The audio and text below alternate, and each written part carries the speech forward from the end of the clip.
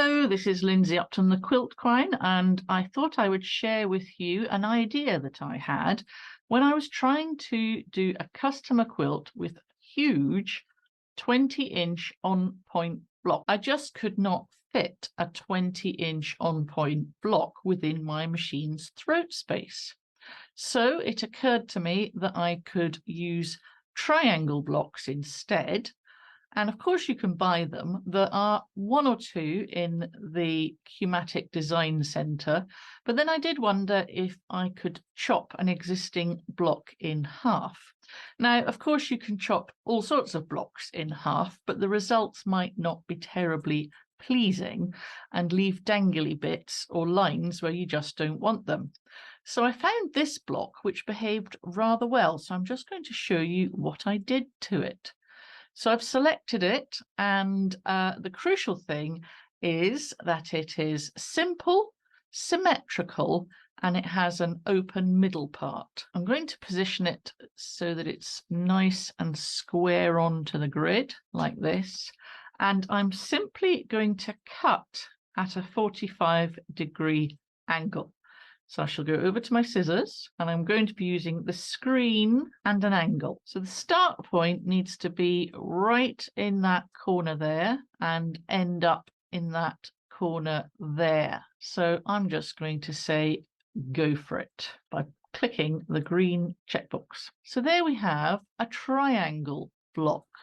So I can now rotate it or resize it to fit into corner triangles and also large triangles. I'll show you what I mean. If I rotate this by 45 degrees, it would fit into the top half of an on-point block. If I wanted to, I could duplicate that one,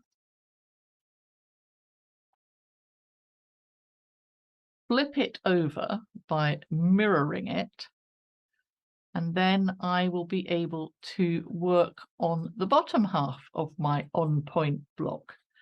Now, I chose, when I did my customer quilt, to leave this little gap in the middle because I thought it looked really good. And it was also slightly easier than trying to line it up. So there we have it. So that was my solution to working with a very large on-point block.